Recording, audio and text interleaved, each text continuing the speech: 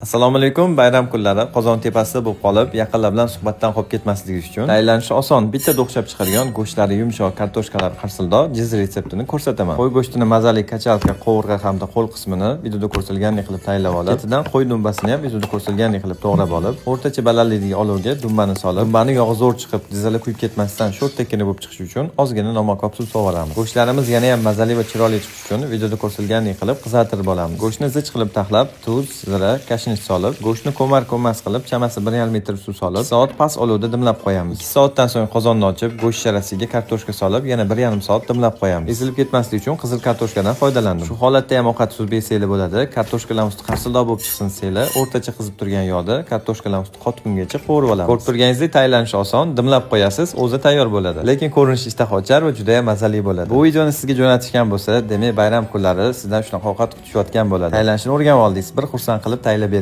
Ramazon hayiti muborak bo'lsin. Video foydali bo'lgan bo'lsa, bitta like aymasanglar xursand bo'laman.